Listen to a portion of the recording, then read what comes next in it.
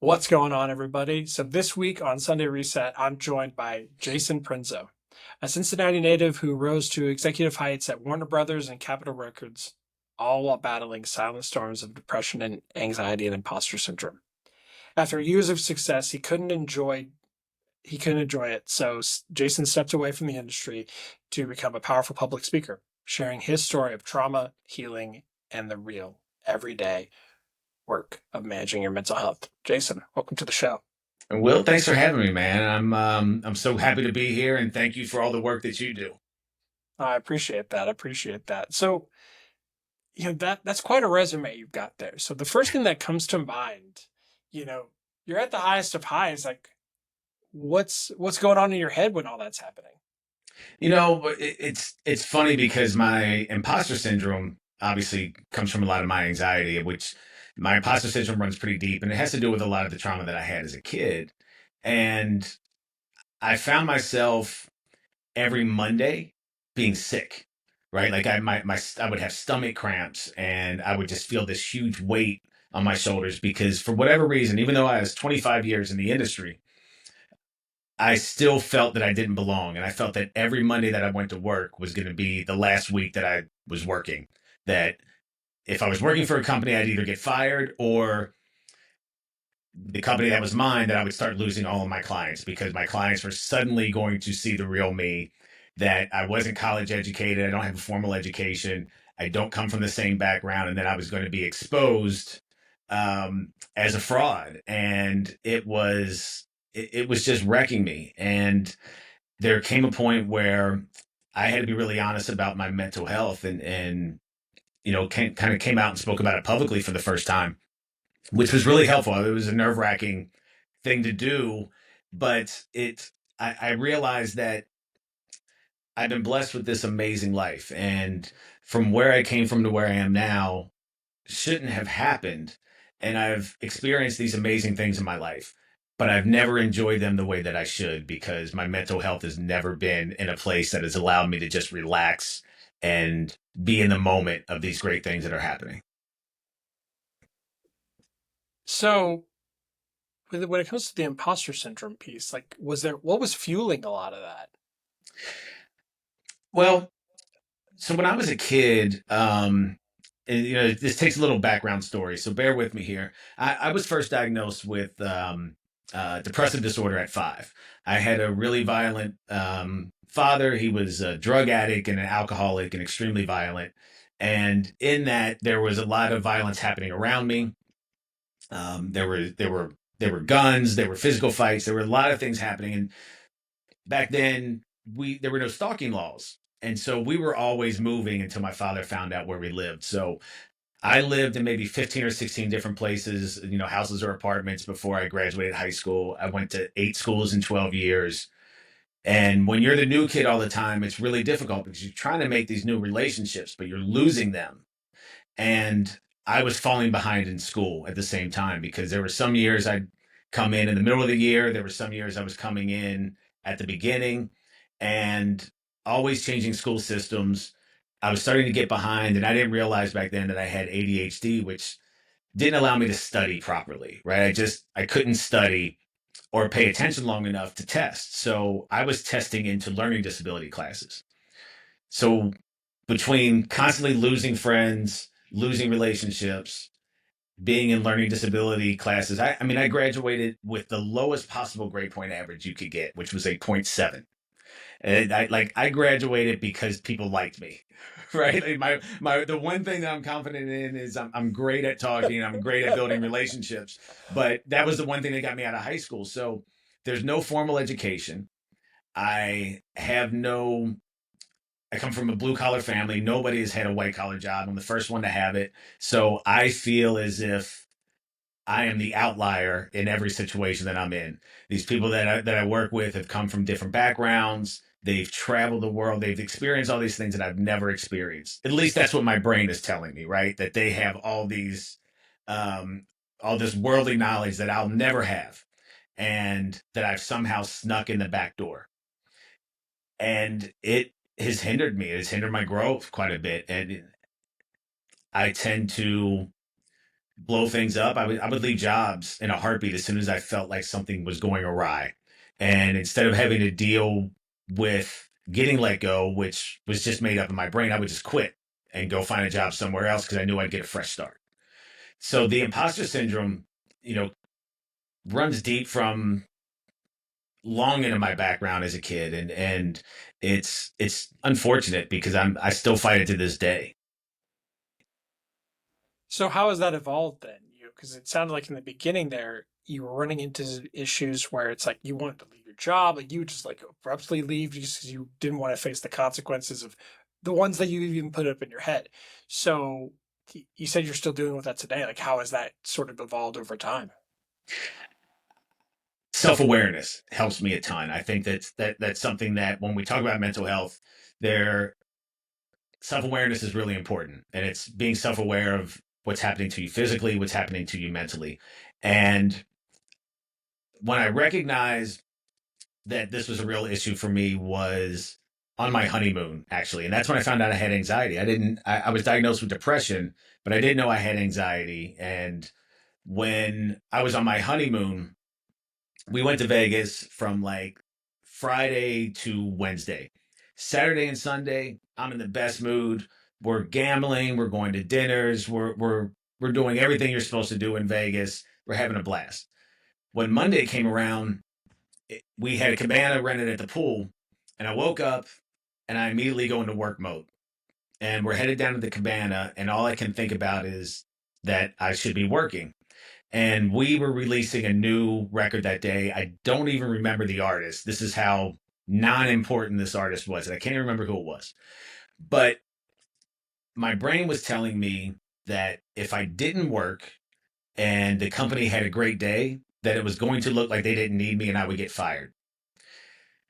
But then I thought if I didn't work and we had a bad day, that it was going to be my fault and we were going to get fired.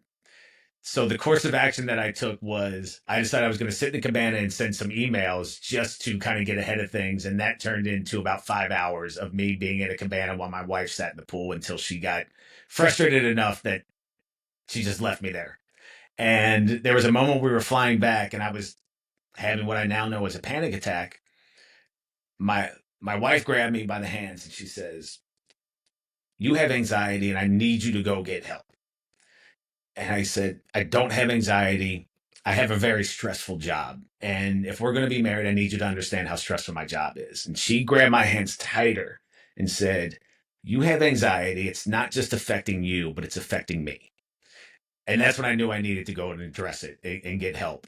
And I realized that the way that my anxiety was playing out work wise was every week I would call my boss. It would be a Wednesday or a Thursday, and his assistant would say, he said he's going to call you back later. And from the time the phone went from here to me hanging it up, my mind was telling me that he's mad at me.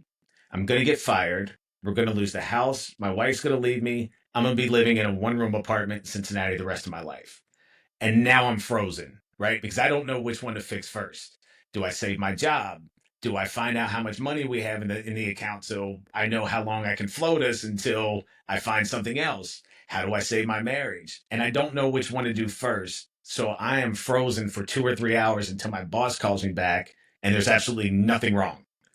And then I feel like an idiot because it's the same thing I did last week and the week before that and the week before that. And I just had to recognize that this was a pattern that I was doing to myself.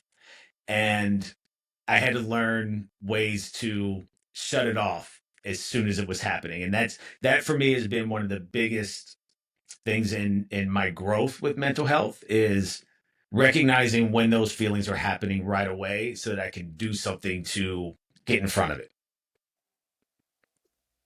Man, hearing you tell that story hits so hard for me because while in different industries, like that's exactly how I describe, even in like my book, that's how I describe my issues with anxiety. Is it's this spiral. It's that one little mistake you make that leads to you thinking, I made a mistake at work. Now my boss is mad at me. Now I'm going to Yep. get fired. And it's not just getting fired. It's now we're going to lose the house. Now I'm going to be homeless. Now I'm under Yes. the bridge. And it's you whether you're telling it or I'm telling it, we're hearing that story, and someone who's never dealt with it hears that and goes, well, that sounds ridiculous. Hell, you and I both now can say Yeah. that sounds Yeah. ridiculous. But in the It's moment, it very feels realistic in that moment. right, It's right. I would pass a lie detector test in that moment if you asked me what was happening. That it is concrete that is what's going on right now. Exactly. So it's just like, if you're someone that's listening and hearing that and you know somebody going through that, you might go, oh, well, you just got to tell them, like, that's not how it is. It's like, that's not that simple. Like, Right. if it was that easy to talk myself out of it, I would. Yes. So Yes. how did you learn to cope? What did you learn? Did you go to therapy? What'd you do? Well, so in 2020, I I hit rock bottom. I was suicidal for the first time, and so I know I had never thought about suicide, even though I struggled growing up. I didn't think about suicide until I was 18, and I had a friend die by suicide, and I didn't never thought about. I started thinking about it every day, not in a way that I was going to do it, but that I always kept it as an option. That if things got bad enough, I've always got this option. And in 2020, I realized that I was normalizing it, and I had mentally made a plan. I knew how I was going to do it. I knew where I was going to do it. And I knew I was going to do it in a way that nobody I loved could find me because I didn't want them to have that trauma. And working with my therapist, as far as learning to be more self aware, taught me that I needed to say something. And I said something to my wife, and I said, look, I am in a really bad place. And one of the most difficult things I've ever done is to tell the person that makes me the happiest that life is too hard for me, that I don't want to be here any longer.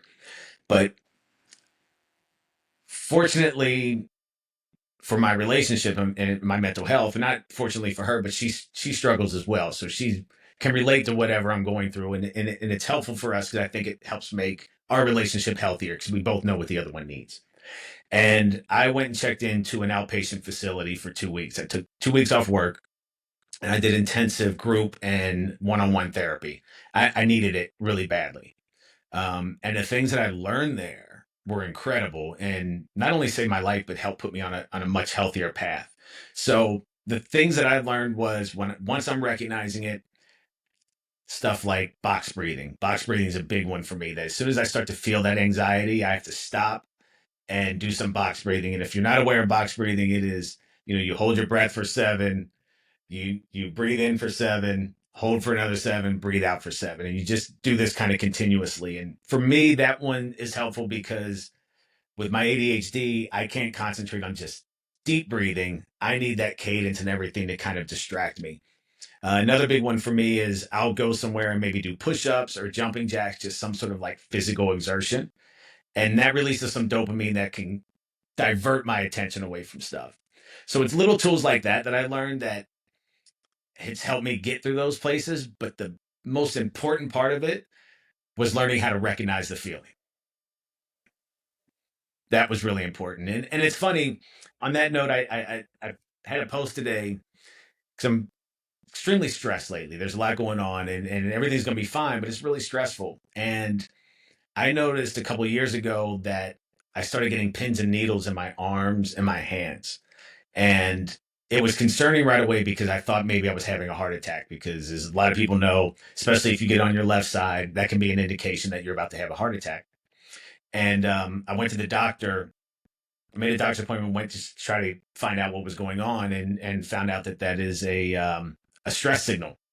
That when you get the tingling in your hands and your arms, that's from stress. And that's something that I now have to pay attention to because it's another signal that my body's giving me that there's something going on that I need to address, even if I'm not mentally aware of it. Yeah, I mean, people, I think, underestimate how much the mental impacts the physical, right? Like it's, Yep. um, for like my side of things on that, like there's a history of heart disease in my family, and I sat down with my doctor and we were going through some things, and they're like, look, I have some concerns for you because you have issues with anxiety. It's been diagnosed, like you know that. And my fear is at this age, with your intensity and your ability to manage like the fight or flight response, I'm worried that you're going to overwork your heart, and then you throw in the genetic component of having a Yeah. history of heart disease. even if you do all the right things, physical and all this stuff, I'm just worried you're going to have some issues. So I'd Yeah. like to start you on, a simple medication just to help kind of regulate the highs and lows a little bit, just to not put so much wear and tear on your heart. Yes. And I first heard that and I was like, I'm in my 30s. Like, what are we talking about? Right. I'm not gonna do Right. heart medication. What are you talking about? Right. And but then I thought about it more and I was like, it makes sense. Like, yeah, she's like, I'm trying to help you stay ahead of a problem versus Yeah. you dealing with this after the fact. Um, and it never crossed my mind. And I was like, so we're talking about this mental thing that I've been only just recently like came to full understanding of what it means and how I cope with it. And now you're telling me it's going to impact my heart. Yeah. Yeah. Blood So pressure, everything. yeah, so then I go back to you then. So you talk about the tingling feeling. So what are some of the things you do now that you're aware of that? Like what do you do to kind of navigate those waters from a physical perspective?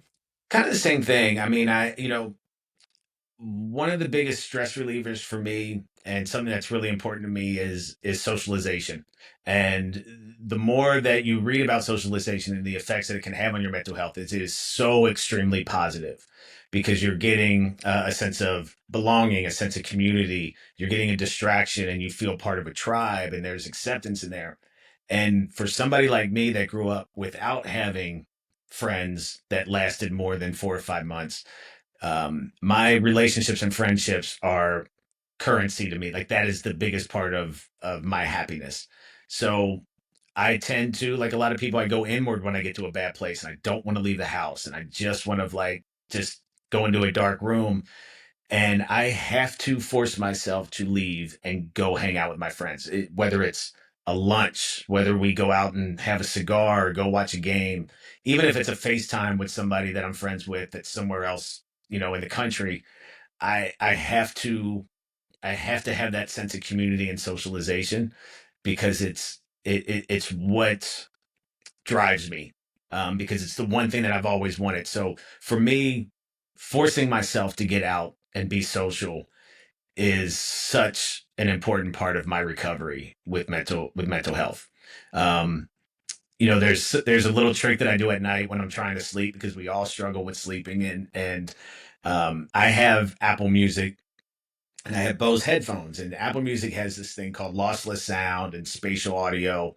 And what it is in a nutshell is instead of having a compressed file, everything lives on its own file.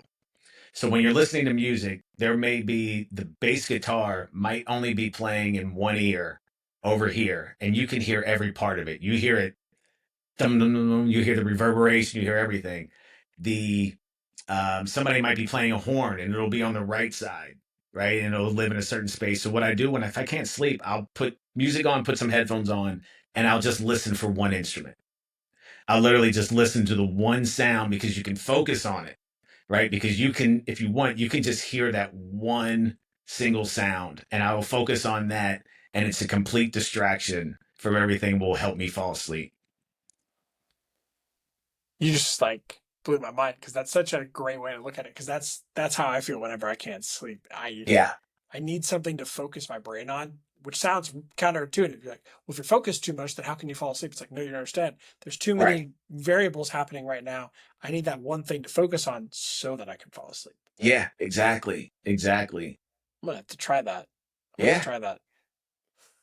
I want to go back to the friend thing though, because you talked Yep. about your background as far as obviously there's some abandonment with that, with being able you guys picked up and left a lot, and you had to restart over and such.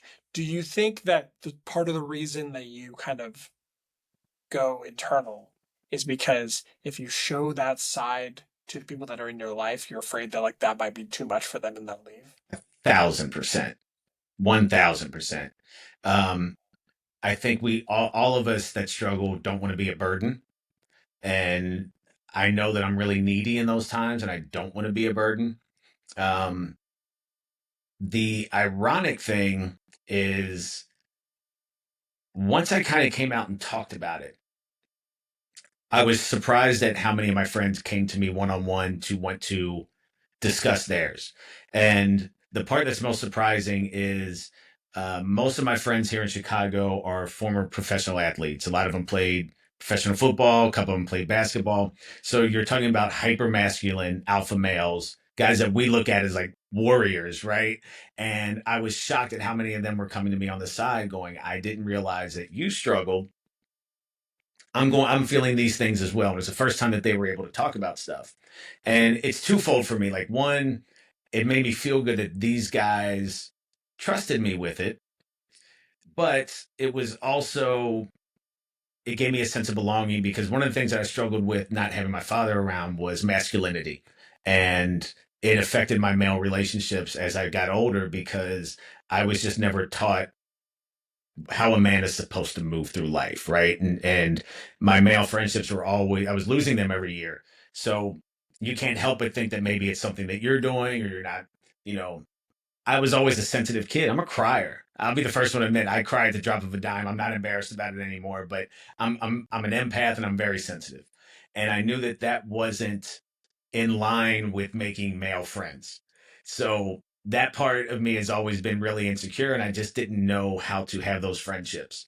And so when my friends were coming to me wanting to have these conversations, it was, I felt bad that they were going through it, but I felt great that they trusted me. And there was a sense of belonging there of like, oh, okay, man, maybe this isn't as bad as I thought. Maybe this whole masculinity thing, I've got a handle on it. Um, and you know, I'm in a good spot, but it was really shocking because a lot of these guys were struggling in the same way that I am and you are, and they've never talked about it. So that the friendships are so crazy important to me. They are my lifeblood, and I wish I didn't have as much importance on it. It's like you grow up with there's one thing you always want. When you don't have it, you're always pulling for it. So I will probably spend the rest of my life working on my friendships. And and I don't mean to ramble, but some of this stuff comes up. One of the things that I really had to learn was because I'm insecure in my relationships, I go overboard. And not necessarily that I'm love bombing, but I work really hard and I'd like to do things for my friends.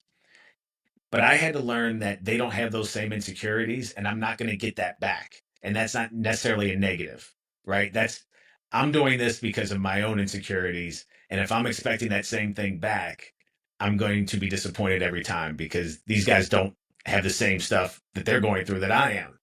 And so I struggled with that for a while. So I've gotten a handle on that of like, hey, I'm always going to be the connector. I'm always going to be the glue. I'm always going to be the guy that's like trying to pull everybody together and go overboard for everybody. They're not going to do it for me, and that's okay. There's so much to unpack there. I think the biggest one though for me is like this like modern idea of like masculinity. I think Mhm. it's coming, especially with some of the influences you see nowadays with like the Andrew Tates of the world and people like that. You know, you watch that and you just go, God, these young men are getting the wrong example of life. Yeah. And the reality is, to your point, like I don't care if they're football players or whoever you admire and stuff, they're all going through something. You're not alone in Yeah. that feeling, especially as men, because we get taught at a young age, bottle it up, Yep. Big boys don't don't show it. cry. Yeah, and let alone the fact that the highest rate of suicide growth in the United States is middle-aged men. Yep. Yep. Maybe they were doing something wrong all along. Maybe that's worth acknowledging. So it's, to me, having that moment. I've had similar ones myself with guys I played football with, guys I've been friends with for years. You know, they tell me their stuff, and it's like it was only after I started putting my stuff out there. It was like, oh, okay, my stuff is out there now. People feel comfortable doing that. And that's actually where the name of my book comes from. That I think a lot of people get twisted. Is it's called One Step Forward, Ideally in the Right Direction, and the one step forward is not about one step better at a time, although that's a great meaning as well. To Hmm. me, it came from I'm going to be the one to step forward and tell my story. Hopefully, that gives other people the courage to do the same thing. Yes. Yes. So, And so have you found that to be true in your life? That if yeah, a you by hundred you percent. sharing your stuff, that people are more likely to share with you? 100%. And it's funny you mentioned that. So it was 2018 and I was laying on the couch and I was in a bad place. It just wasn't going through, an episode, I get depression couple of times a year. It's just I know it's coming. I'm going through it, and I was on Facebook and I'm looking at all my pictures, and I'm like, man, I look really happy. Man, it looks like I got this great life. And for whatever reason, I made this post saying, you guys get to see all my highlights, and it looks like I have a great life, and I do, but I struggle all of the time. And I don't know what made me posted it, and I was flooded with responses. And most of them were direct messages of people wanting to talk one on one. And it made me realize that there is a need for this, right? Especially with men. And that set me forward where I started doing ketamine treatments. I started doing ketamine treatments at that point and got connected with NAMI, with my local NAMI affiliate. And they had me start being an ambassador, and I go and help the Chicago Police Department when they're doing critical intervention team training.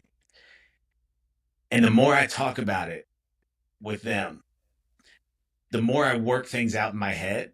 Like I'm figuring things out as I'm talking. And the feedback that you get when you're finished, and you know this, is so overwhelming and gives me so much purpose and makes me swell with pride that, hey, that my story didn't scare anybody away. My story didn't make anybody think that I was less than or that I didn't belong. It did the opposite. It made them feel connected to me, and it made me feel connected to them. And that's a great feeling because I live off of that. Now, the negative side, and you may be well aware of this, is that can be overwhelming sometimes because you're taking on a lot from other people. And I've gotten to the point now that when I do keynotes, I have to set aside time after my keynote to just go to my room, if I'm traveling somewhere and doing it, and just get it out because so many people are waiting to talk to me afterwards and they want to tell you their trauma because they're just excited that not excited, but they're just Right. happy to have met somebody that will understand and listen. And that is a lot to take on. And so there's an emotional dump at the end of that, but it's so worth it. It is so extremely worth it. Now, because you've mentioned a couple times though on this show by the support of your wife, how does she feel about that? Does she worry about you carrying that burden? Sometimes, yeah, but she's also, I've learned I've learned my outlets of how to manage it, right? And she's really good at allowing me to manage it. I like to golf. There's a golf simulator right by my house.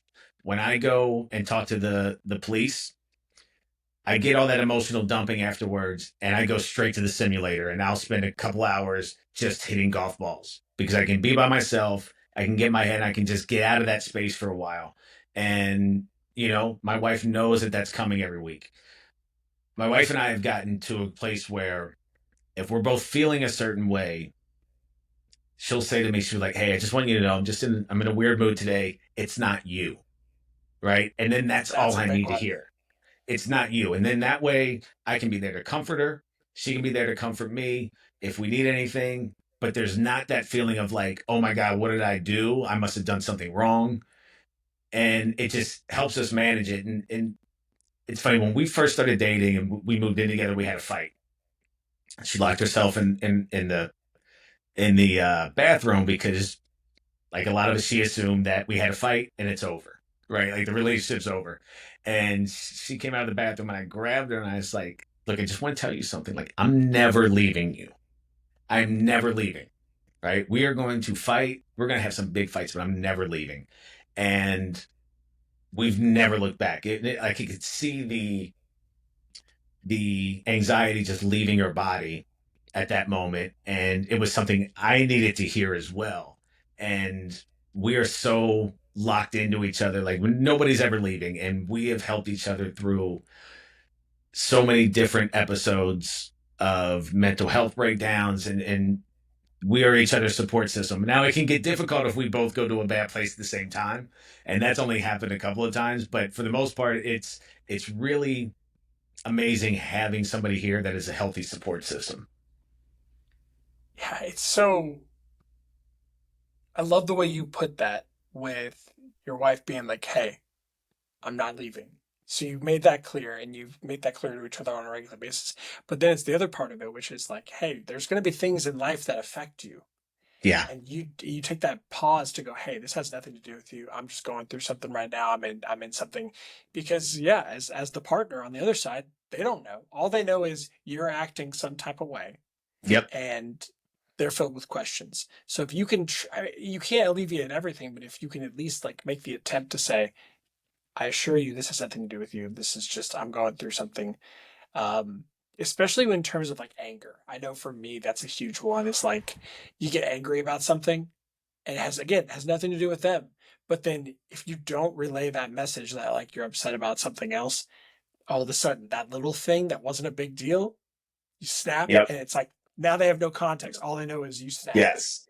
So I'll tell you a funny story. And this is what would happen to me every time we went out. Like if I went out in my 20s, 30s, when I was first married, um, about how violent my dad was. My dad was always fighting. He was a big guy, 6'2", 240. And like they were physical altercations all of the time.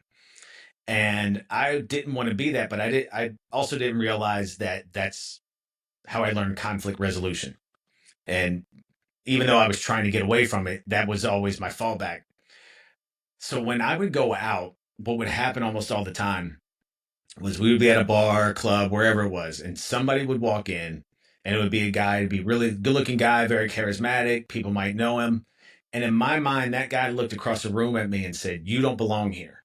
Right? In my mind, he sees 15-year-old me and says, "You're not one of us. You don't belong here." Now, in my mind, for the next hour, I'm having an argument with this guy in my head, right? I'm telling him this, he's saying this back, and I'm having this imaginary argument. And at one point, this guy's going to want to go to the bar to get a drink, and he may brush up against me, right? Or may brush up against my wife. And because I've been arguing with this guy for an hour, I'm on 11. He has no idea who I am or that I'm even mad, and I'm ready to fight this guy. And it would be embarrassing. My wife would get mad at me. My friends would get upset because it would ruin every night. And it was something that I had to learn to get out of because what I had to realize was that guy wasn't doing anything. I was holding a mirror to myself and I was displaying it on that guy because I didn't feel like I belonged, because I didn't feel like I was one of them. I was blaming it on that guy in the room and wanted to get it out on him. And I had to realize that what I was feeling wasn't real, that it's my own thoughts of myself, and that's what I needed to work on. And it's so interesting you say that because I think the same thing can be said for like flipping around the other way, right? Mm-hmm. Where you're going through life and all of a sudden it feels almost out of place. Like you can start to recognize it when someone's coming at you and you're like, okay, I'm not saying that I'm not in the wrong here, but your reaction is like far exceeding anything that's valid for like the circumstances we're talking about. Yes. And when you recognize it in other people, you're like, okay, this has nothing to do with me and it has everything to do with them right now. Yep. So when you find yourself in that moment with the tables turned, like how do you navigate those waters? When I know that it's somebody else going through their thing, that's tough. I mean, I try to be patient with everybody. I remember hearing this thing on television where somebody was saying, we got to be really patient with each other. That guy that bumped into you on the street, that person that almost hit you with their car, almost, that cut you off, they're just going through life trying to figure it out too. Like, there are very few people going around going, I'm just going to start bumping into people and cutting people off to ruin their day. And my reactions would set off a chain of events that then put me in a bad mood, that put me in a bad place, all because somebody cut me off and they had no idea that they were cutting me off. And so I have to remind myself that, hey, man, everybody else is just going through life trying to figure it out. And maybe they're struggling the same way I am. Maybe they just had a bad day at work, but I can't put their day into a bad place or ruin my day because I can't get out. Once I go there, I can't get out of it. And I catch myself sometimes. I work downtown, and one of my biggest pet peeves is when people walk 4 and 5 wide and don't let you through. So, so I get to this thing that I think that I need to teach people lessons. So I'm like, I'm not moving, right? I become the guy that's walking on my side, but I'm not going to move. And then I'll bump into somebody and I'm ready to like argue with them. And I think, just move out of the way, man. My day will go on. Their day will go on. Nobody's going to learn a lesson on how to walk down the street because I decided to bump into them and argue with them. And I had to learn to just let shit go. My dad would call that being the sheriff. Sometimes, like he taught it to me in poker, but it's true I think in life too. It's like sometimes like if you're that person, it's sometimes I think it's just in your DNA. You're the Yeah. person who's like, no, I have to correct everybody around me Yeah. in that sense because it's like you're acting a fool and it's my job to make sure you know how to act properly. Yep. Uh, and so to me, like I resonate with that so much because it's like, no. You should know better than to walk five Yes. wide on the street. Yeah. And it's my job to make sure you know that. And when in reality, like they weren't even thinking about it like that. No, they're just They talking to they their were just friends. yeah, they're just hanging out with their friends. Like it never crossed their mind. Right. And I think I think it's a good lesson for life, to be honest with you, is like hardly ever is anyone thinking about you as much as you think about yourself. Yes. And so the Yes. same is true in that situation. Like they're not, it wasn't to be like, hey, Jason, fuck you, man. We're gonna walk five wide so you can't get through. It's like, Right. hey, we're too busy thinking about our own shit. Yeah. We're going out to the club later. We're doing our thing. We're just having a good conversation. We don't want to be talking behind us. Yep. So Yeah. Jason's not even on the radar.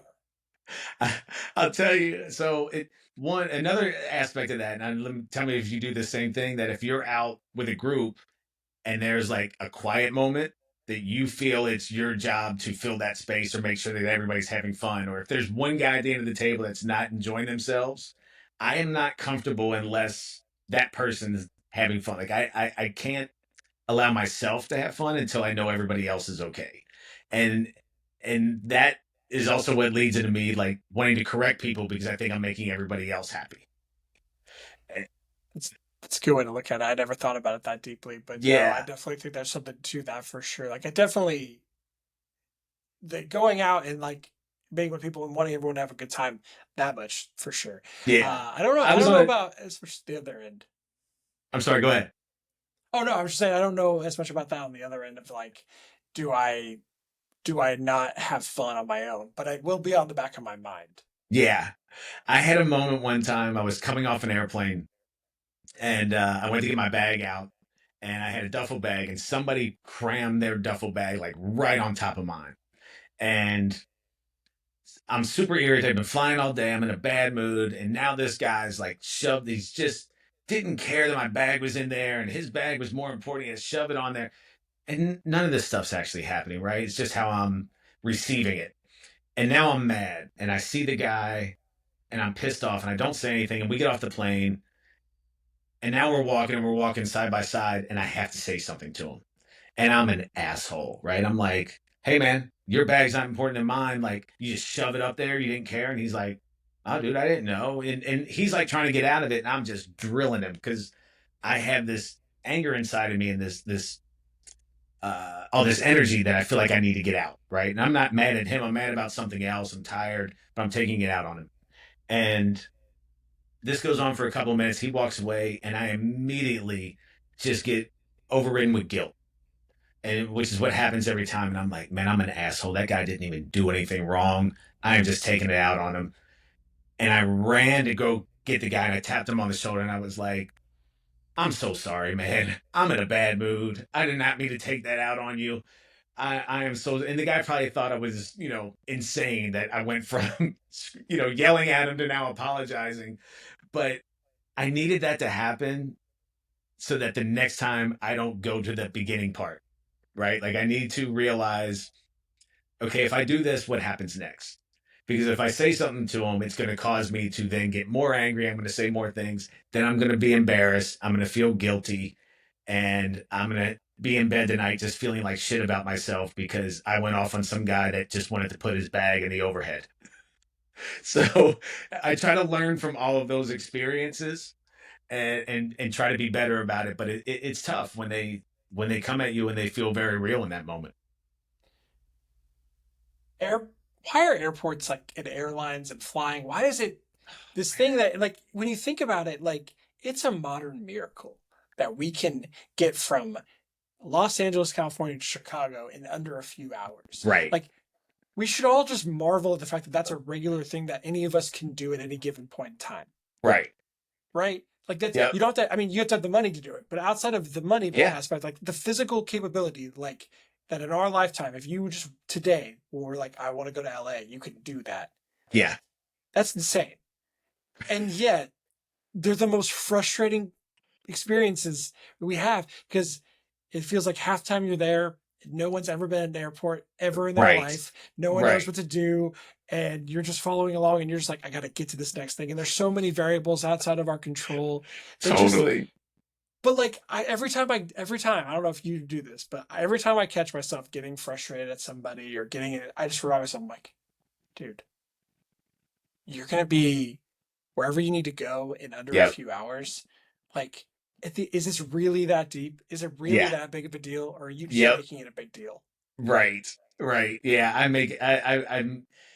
I get more stressed out about getting on the plane and then everything that happens when you get off the plane. Like once we're flying, I'm good. It's just like my anxiety makes me think that I'm not going to be able to get my bag in the overhead and that I'm going to have to check it every single flight that I take. And so I'm stressing out about making sure that I board in time so that I don't have to check my bag. I mean, it's so silly.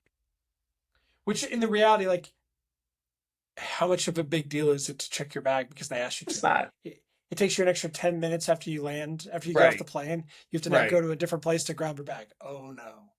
But that's the funny thing about anxiety, right? That I think what a lot of people don't realize is they think their anxiety is planning, right? Like I'm planning for the worst, right? So I can be prepared.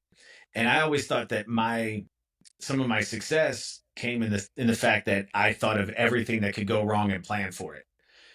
But what I realized is that I only think everything's going to go wrong. And so I'm always thinking, okay, when this happens, what am I going to do? Not planning on if this happens, what am I going to do? And so my mind is always telling me, you're not going to be able to get that bag on. You're going to have to check that bag. Now you're going to have to go to baggage. And, I go to the farthest extent of how bad it can be. And I never stop to think, but that might not happen, right? It's only that it is going to happen. That's a really interesting way. So, my reframe that I applied to that experience was starting to lean into whatever my worst fears were. Yeah. So, going back to Interesting. our earlier example of like you make that mistake at work, one thing leads to another. The next thing you know, you're homeless because you got fired and all these Right. things. To your point, most people with anxiety, what they end up doing is they go, well, how do I plot and plan to avoid that outcome ever possibly crossing the existence? What I learned in therapy was instead taking a different way and going, well, ask yourself, what would you act? All those things, the worst fears you have, all those things happen. What would you actually do? That Mm-hmm. mistake gets blown out of proportion. You get let go from your job. What would you actually do? Right. And so I paused and I went, because this is what my therapist said to me. And I was like, well, I'd probably go kiss my wife. And I'd probably sit there, try to relax for a second, maybe grab a Mm-hmm. drink or something. And then I'd get to work looking for a new job. And I'd probably bartend in the interim until I, found another Yeah. gig. Because I do that for fun. I Right. You bartend would for fun. figure it Like, out. yeah, I'll figure the point is exactly that. I would figure it out. And it's Yeah. like, and so what I learned was like, I still wanted to plan, but it's like let's just embrace the reality of it. And Yeah. then the more you do it, what I found was happening for me was A, you realize how far fetched it sounded in the first place. Because you're like, oh, I'm actively planning this and this sounds ridiculous every step that I plan. The second part that started happening was like you realized that worst case scenario isn't even as bad as you think it is. Ever. It never happens. It never Well, happens. it's not even that it never happens. Even if it did, like, is it Yeah. really as bad as your brain is making you convinced that it will be? Totally. Totally. It's just, I know for me sometimes like the personal insecurities, if those things do happen, I don't look at it as, oh wow, that was fucked up. I look at it as it hits me as confirmation of what I already believe. Right. And You're that's right when I'm about like, that. see, I was right. I was right. I knew this. You know what I mean? Like, I don't deserve it.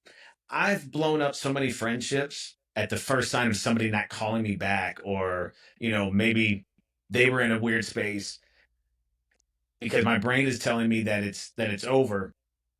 And two things end up happening. I either blow up a relationship really quickly because I feel like that little bit of time where we're not talking or whatever is just confirmation of that I didn't deserve it to begin with, that I didn't deserve that friendship. Or I would stay in unhealthy romantic relationships that were toxic because I didn't want the feeling of having lost somebody.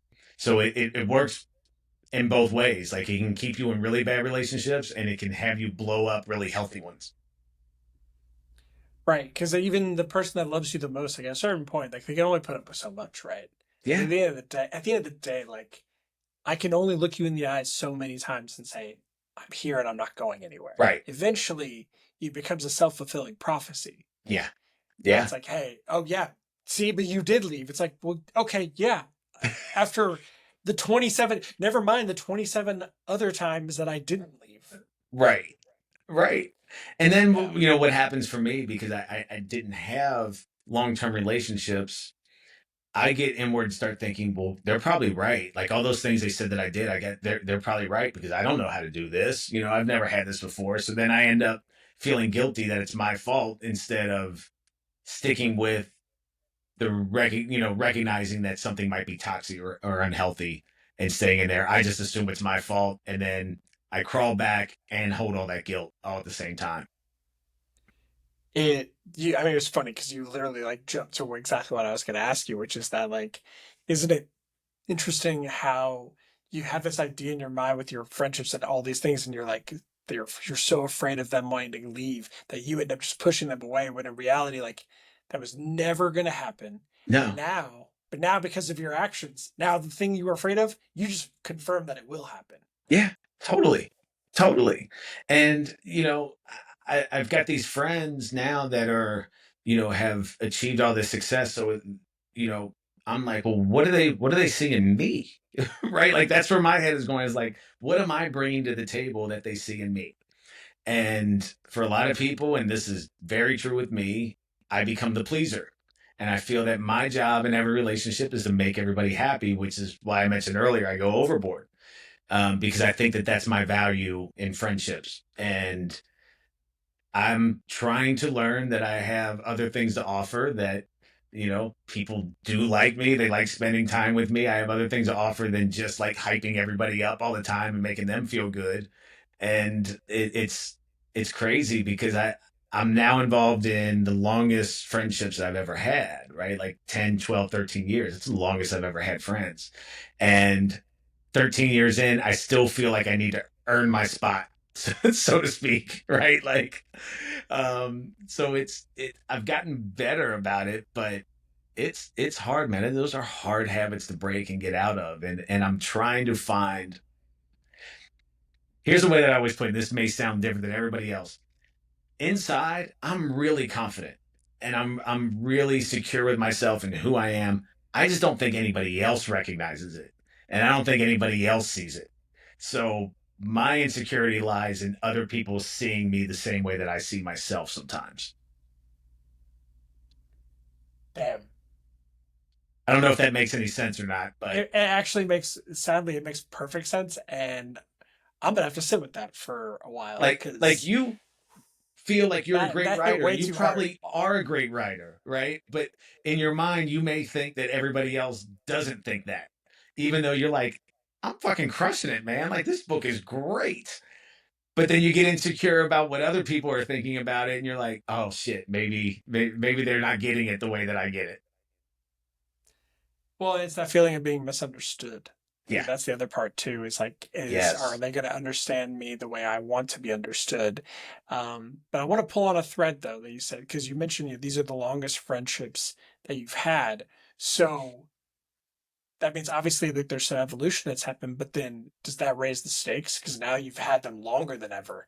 So it's like, is that abandonment growing, or have you evolved enough that you're like, you know what, it's about the same or maybe better than it used to be? Um, I've gotten a lot better at it because, my I've had to learn what the ebbs and flows are of relationships, right? And it's it's somewhat embarrassing to talk about because at 51 years old, I'm still talking about struggling with friendships.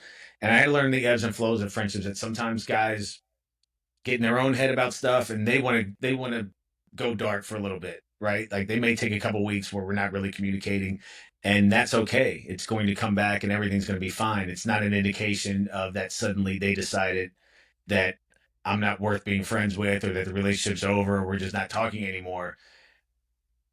Because those 2 weeks would wreck me, right? Like I'd be like, what did I do? And see, I knew it. I knew it. This is all everything I thought is true. And then a couple weeks later, they come back and everything's back to normal.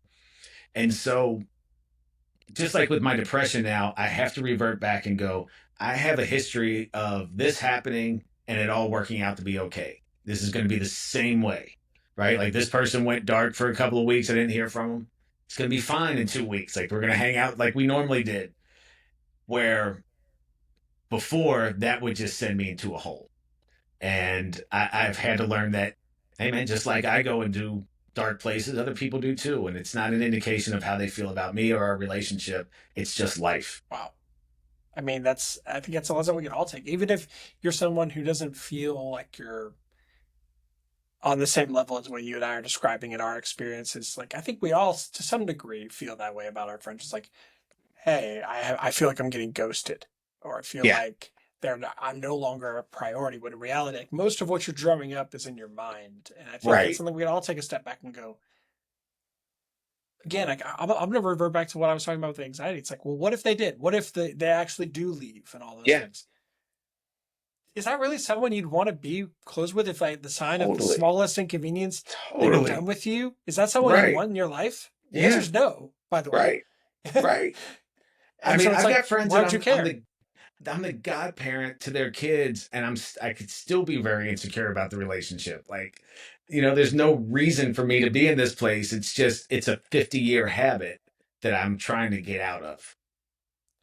My wife and I, right before we got married, we would both like randomly see this on like Instagram. We'd send it to each other just when we were feeling it. It would be something like, "Hey, so like, how are you feeling about our relationship?" Like, dude, we're getting married next week, and it's like, I know, but like, as friends or like, why do Right. you mean that? It's like, what do you mean? We're getting married. Shut up. But we both said it to each other, like, Yeah. as if like that's up for debate. Like, and it's what are we I talking read about? something today that said that in the UK they're going to start recognizing love bombing as a form of abuse. And and I get it, right? Like I'm like I wrote back, I was like, look, I understand. I just want to add one caveat that love bombing is also um, an effect of emotional trauma as a kid, right? Like talked about how my relation, I didn't have very many friendships. We were always moving. I had my mom, but I didn't have anybody else. And I realized when I got into my 20s, anytime I was dating, I was love bombing, and it wasn't a form of manipulation. It was I wanted to feel that back because I had never gotten that on a consistent basis before, and all I wanted was to feel loved and accepted and worthy. So I would go overboard because I would want that back. And I think that's a caveat that goes in because look, I get love bombing can be manipulating and abusive, but it's not one size fits all when it comes to that. Like I was doing it for different reasons. Yeah, I would agree because actually I have but for different motivations. For me, it's where I started noticing it with my wife, and I had to like kind of call it out. Now she's used to it, but I would do some love bombing. But my motivation was, for those who don't know, um, in a previous relationship, my girlfriend died unexpectedly. Oh my God, I'm so sorry. It was hard, and the reason I bring it up is that one of the things that still haunts me to this day about it is like the things that I didn't say, or even if I said it, like, did I say it enough?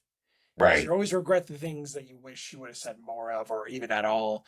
And so I look at her all the time and I'm like, I'm going to say I love you 1,000 times, not Hmm. because I need to manipulate you in anything or convince you of anything, but because I never for a second want to regret not saying it Yeah. enough. Yeah. Because Yeah. I've had to deal with that and I don't want that anymore. Yeah. And so it's like, if it gets annoying, I'm sorry, but like Yeah. I need you to know I'm never going to go to sleep at night wondering, did I say I love you enough? Right. And it's one of those things, right? Like, I think with a lot of us that suffer, and I don't know if you're the same way. I have to be, I have to give myself credit for that. There are certain ways that I need people to love me, that I don't always need to change the way that I love somebody in order to make it work. That the way that I need it is important too. That it's not because I'm broken or that there's something wrong, that we got to meet in the middle. And it's my my thing is I'm always trying to turn into whatever what people want me to be. And Right. instead of giving them what I need as well, I'm just always trying to figure out what they want and changing my ways to fit that. And I've gotten a lot better of being more outspoken about what I need. And, hey, my insecurities are going to cause somebody, I'm going to need a little bit more attention sometimes. I'm going to need more affection or, verbal confirmation of how somebody feels, and that's okay, right? Like as long as it's not in a way that I need it every 5 minutes, that's all right. If that's what I need to feel okay, and my wife is willing to give it to me, that is totally okay, because there are things that she needs from me that I'm gonna need to do that I didn't do before either. So we've covered a lot of ground so far in this Mm-hmm. conversation where, we talk a lot about things like such as abandonment. We've talked about, your issues with anxiety. We talked about, setting your own measure of success. There's so many things to unpack here, but if you were going to talk to somebody, a young person, not necessarily a younger version of yourself, but just a young person who's kind of going through this, if there's one sentence or one thought you could give to them to try to help them understand like the evolution that you've gone through, if you're trying to summarize it all in one place, what would you say? Nothing that I feel or have felt or have gone through makes me any different than anybody else. And I always thought it made me an outlier in everything, and everybody is going through something. And the things that I would be embarrassed to talk about, once I owned it and I started talking about it, wasn't nearly as difficult as I thought it would be. It didn't change people's opinions of me. And I think owning your story is one of the first steps to becoming healthy and getting to a much better place. The more that we try to hide it, the more that we try to pretend like it's not happening or become embarrassed by it, the more it's just going to continue to grow and fester and become a problem. And I had to own my story and say that, hey, these things all happened to me, right? And they had an effect on me, but I didn't do them. This wasn't something that I did to myself. This is something that other people did to me, and they have to live with that burden. Quick side note: my when my father passed away, my father and I had my name changed. Like I went decades without talking to my father, and we reconnected later. But he had diabetes, and he was in the hospital, and I was the one taking care of him. And he was 67, I think, at the time, and we knew he was gonna die. We put him in hospice, and everybody was like, "Hey, are you okay?" I'm like, "No, I'm fine." I go, "I don't want him to suffer." But he made these decisions, right? Like he's in this position because he was an alcoholic, because he was a drug abuser, because he lived this shitty life. And unfortunately, the byproduct of that is a lot of my mental illness, right? So he's got to live with this. Like I'm not sad that he's in this place that all of this is going to now be part of his life ending. I don't want him in pain, but he's got to live with that. I didn't do any of this. And I can't take on the guilt of what my father did, thinking that I did that to myself and it's my fault. So I had to own it in a way of, hey, this is my story. This is what's happened to me. I can either let this continue to hurt me and crush me, or I can learn from it and try to help other people. And that's my version of owning the story. Now I'm getting choked up. That's my healing, right? Like it was always a weapon, but now I'm using it as something to help other people and help myself at the same time. And that for me has been the biggest growth not just with my mental health, but in life in general. my friend. Told you I'm a crier. It's okay. It's okay. These are real feelings, and these are things that we have to let it out. We have to let it go. And I just want to say thank you for sharing that and being so vulnerable with me on this show. And I love your message, and I love what you're trying to build and bring to other people. So you have my full support in anything you do. You know that, Appreciate but that. just going out there, and I can't think of a better way to end this. So I guess now is the fun part. What's going on in your life? Where can people find you and find out more about your story and learn more about how to help others? You can find me on Instagram at Jason Prinzo MH, like mental health.